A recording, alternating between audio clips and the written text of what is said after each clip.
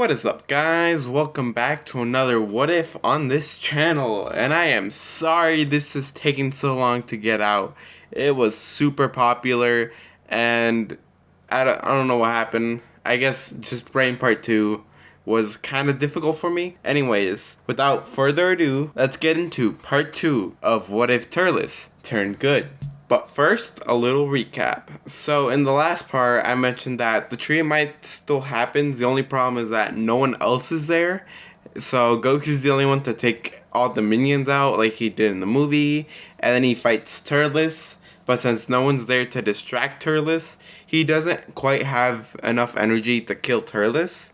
So it just gravely injures Turles, and Turles is brought into the hospital with Goku, and after that he is given a sensu bean, and they head off to Namek, where pretty much everything on Namek stayed the same until Goku and Turles got there, where effectively they end up double teaming Ginyu, and then fighting Frieza, and then together they team up with Gohan, Krillin, and Vegeta, in which they then defeat Frieza using the Spirit Bomb. And now a full Namekian year, I should say, has passed. But before we do get to the end of the time skip, I do want to explain what happens between the time skip.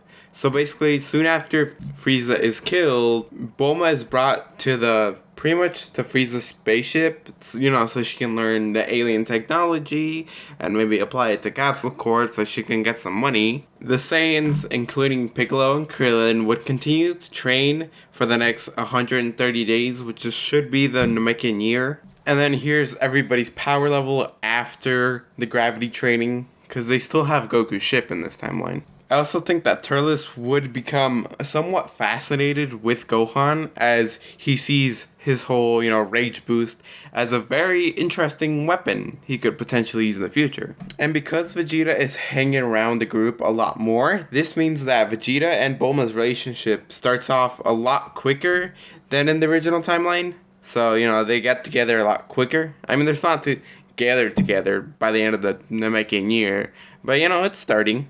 Anyways, let's go back to the present time, where I last left off. After sensing a massive key, Turles, Goku, and Vegeta head over to check out who this could be. Soon after arriving, they hide behind a rock and pretty much watch who walks out of the ship, which in fact is King Cold, as many of you guys pointed out. For the sake of what if, I'm gonna say King Cold is slightly weaker than Mecha Frieza, mainly because I don't want to make him too overpowered, so he's gonna have a base power level of like 90 million. Turles brings up the fact that maybe Goku should use the Kaioken times 10 and kill King Cold in one shot, but Goku says that would be no fun, plus it'll probably drain his energy really quick. While saying to have that conversation, King Cold and his men go into Frieza's ship to look for anybody that could possibly be around. Maybe Frieza's in here. And after a few moments, they find Bulma in there. She's being, dragged out of there. King Cold looks at her with a curiosity, as she doesn't look like a Frieza Force member.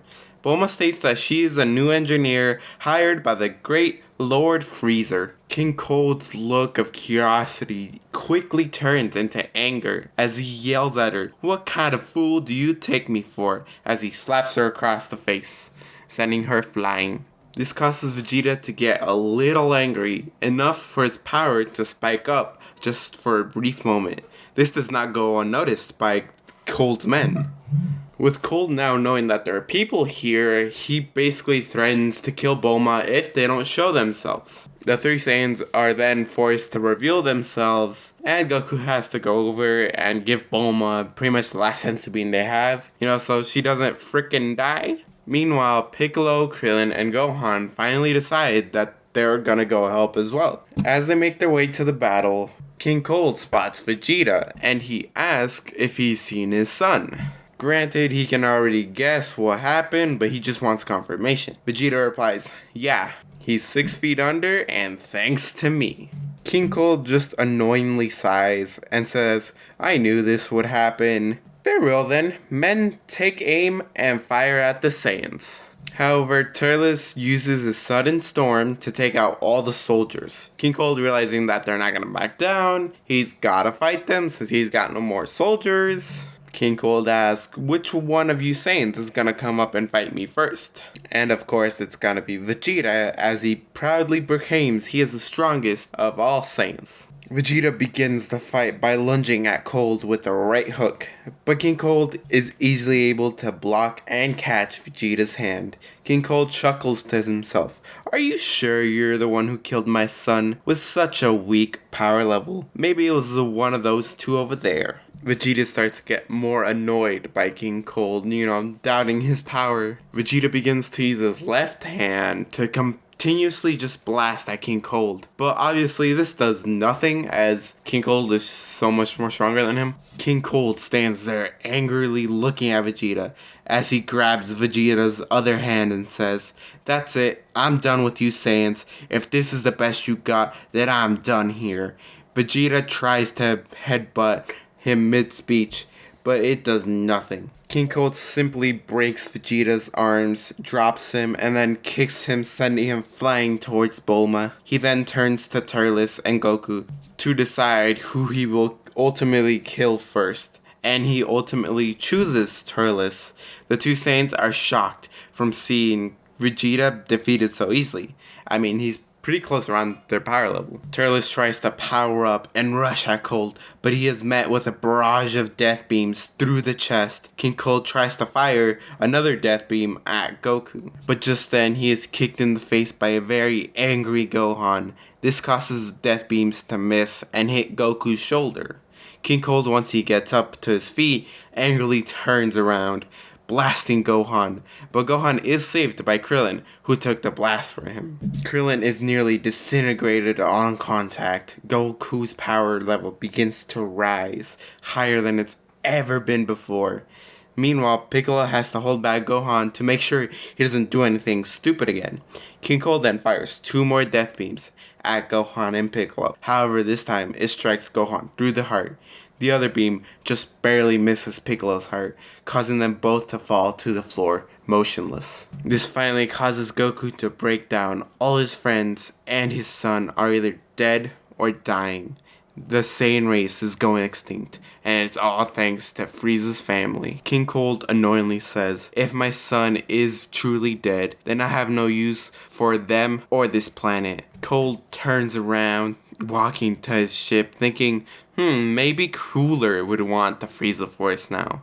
Before he gets to his ship, he is stopped by a voice yelling, "Not yet!" as Goku stands up with tears running down his face, with his hair spiking up and turning yellow. Super Saiyan Goku is here now. King Cold, not being able to sense power, isn't really scared. "So, what, you've changed your hair?"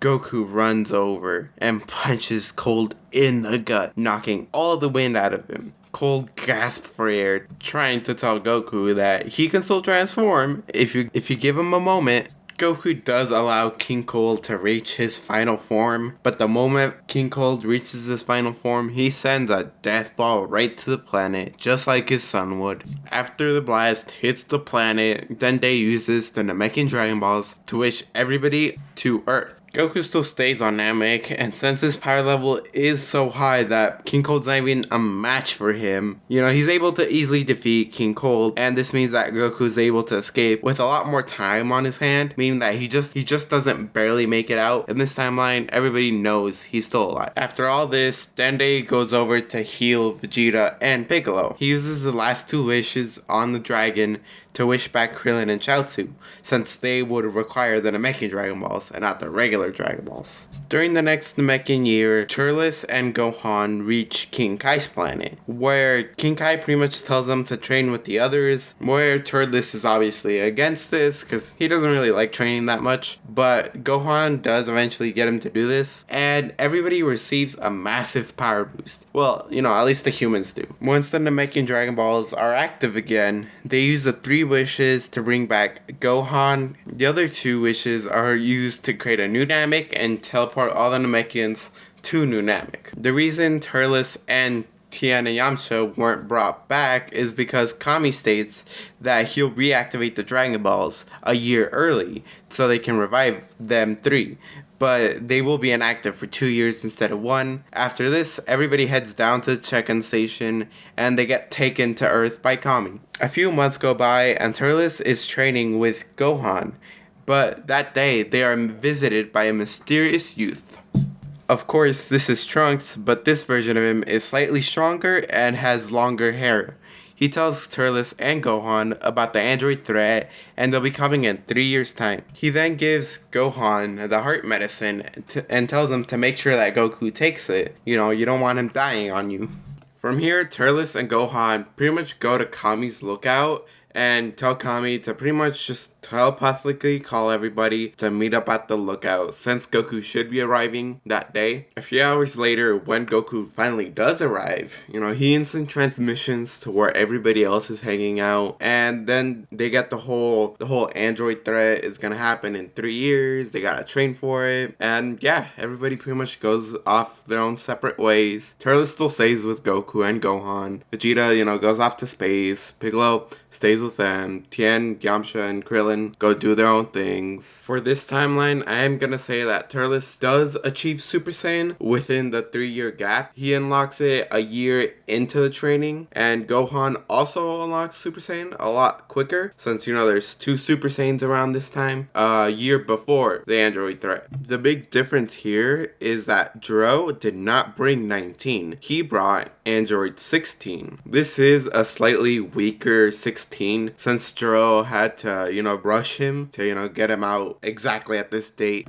Now, why is 16 here, you may be asking? Well, I think that since there's pretty much 2 Goku lookalikes on Earth, Dro would want to get rid of them as fast as possible before a third one would show up, you know? Goku still convinces Dro to pretty much just take this somewhere else, so after they move to the wasteland, Goku starts his fight with 16, but it's quickly made apparent that 16 has the upper hand in this fight. Turles does, you know, try to blast 16, you know, give Goku the upper hand, but the blast is absorbed by the good doctor. As the fight between 16 and Goku goes on, 16 grabs Goku's throat tight. Even when Vegeta tries to make his grand entrance by kicking 16, it does nothing. 16 just looks behind him and shoots his rocket hand at Vegeta, sending him flying. Turles powers up to Super Saiyan, angrily kicks Dro's head off, and heads to help Goku. But as he's doing this, 16's grasp begins to tighten even further. Goku begins to think to himself,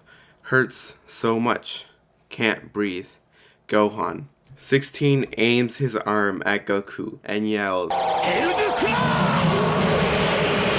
which creates a massive light that blinds pretty much everybody around them. Once everybody is able to see again, they spot 16 getting out of the massive crater he made, with Goku nowhere in sight. And not being able to sense his ki, Gohan bursts into anger and rushes at 16. But he is quickly stopped by Turles, who tells the others to retreat. So Piccolo pretty much picks up Vegeta, and after a double solar flare, they retreat back to Kami's house. With that, this is where I'm gonna leave it off, and I'm sorry this took so long to get out, but, you know, writer's block isn't that great. And if you guys want to see more Turles What Ifs, leave a like, comment, and subscribe, because I will continue this eventually, hopefully. And if you guys want to see another Turles What If, go check out Solid Saiyan's What If Turles Turned Good. He has a different version of this. I made sure that none of it was similar, so yeah.